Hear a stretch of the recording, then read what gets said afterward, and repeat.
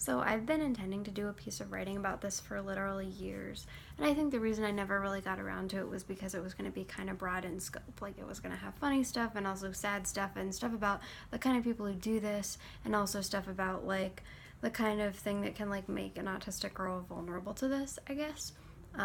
Anyway, I just thought it would be fun to share some of the hilarious stories that I haven't been able to share as widely as I would like because I never finished my piece of writing. So, when I was about 20 years old, I had an experience that 10 years later still delights me to think about and tell people about.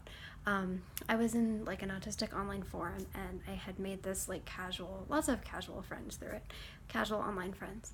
And there was this one guy who was like older than me and married, and I had never expressed any sexual or romantic interest in him, just to be clear.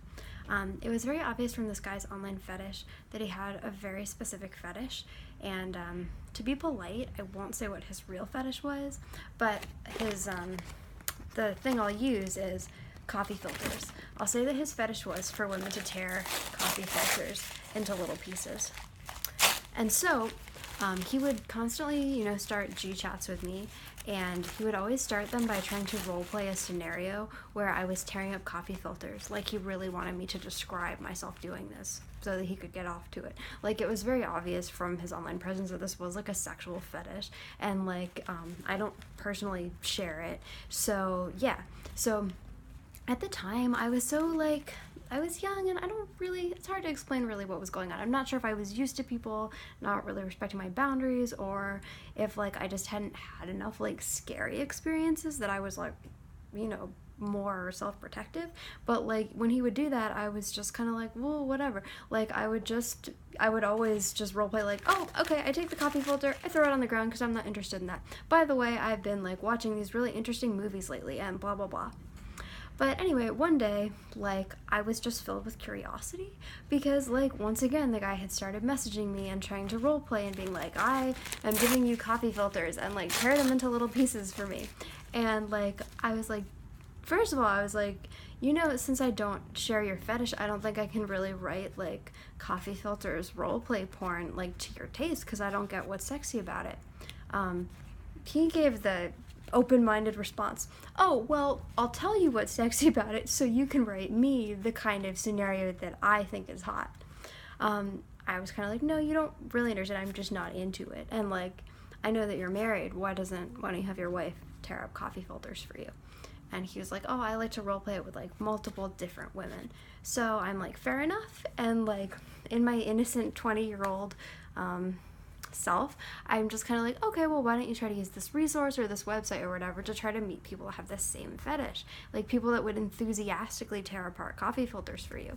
And he was like, no, I can't do that, people would laugh at me, as if I wasn't laughing at him.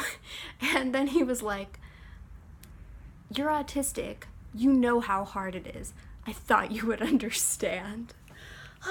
That's really the meat of what I'm thinking about. Like, wow, do I understand how hard it is to be a man who goes around, like, sticking your sexual fetish on random women without asking? Like, because I'm autistic, do I really understand, like, why I have to let someone do that? I've thought long and hard about it for 10 years, and the answer is no, I don't understand. Another funny thing, and I don't want to give too many specifics because I've had this experience with multiple men, and at least one or two of them are people that I feel like could at least try to contact me and start a conflict with me if they recognize that I'm talking about them. But yeah, I've known multiple men who either wanted to be like sexual towards me in a way that I didn't want, or just like emotionally, like as a friend or whatever, like wanted me to do things for them that I like wouldn't or couldn't do, and I had boundaries, and responded by making the analogy that this was similar to a wheelchair user not being able to get into an inaccessible building, or not being allowed to access public transit, or other things like that. using this analogy about me not being able or willing to like have a relationship with them or do certain things for them as a friend, and you know, basically coming around and saying like, Amanda, you're a hypocrite. You like say that you are like into disability rights and that you like want to support other disabled people, but in fact like you lied. And wow, I've always thought that's like so interesting. And like when I was younger, like there's a degree to which like I would feel genuinely bad. And now it's like, so you think I'm a building? Anyway, I just wanted to share that because I thought it was interesting. I hope that if you're like an autistic girl, or you know, there's exceptions to every rule. Like for example, if you are a man and like an autistic girl is treating you like this, whatever.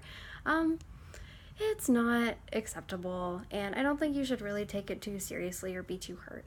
I think it's really helpful to read the Geek Social Fallacies. You should look them up. And they're not autism specific, but they kind of discuss how if you're the type of person who, like, I don't know, was bullied a lot when you're growing up, and that's like a big part of your identity, then it can be really hard to like have boundaries or do reasonable things because you're like, oh my gosh, I don't want to be a bully, I don't want to exclude people. But sometimes like people just are being dicks, or like you do have the right to like not want a specific thing. Like sometimes things that seem exclusive are actually reasonable, and like not being at all exclusive ever and just trying to accept everything that everybody does is actually like the wrong thing to do.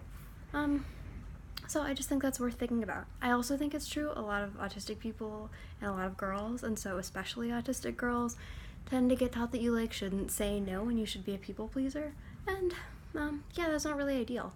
I also think that, I'm not sure why, but it almost feels like there's this weird sexual dimorphism thing where sometimes when autistic men see an autistic woman, you know, it's like Frankenstein seeing Bride of Frankenstein for the first time, or like whatever. They're like, oh, there's a female version of me, like my destined match. I will go and acquire her. And like it's kind of like, but you know that girl may be gay or just not interested in you or something else. So that's worth thinking about. I don't know. I just wanted to talk about these things because I do, like, from this vantage point, now that I'm like incredibly old, find them to be hilarious.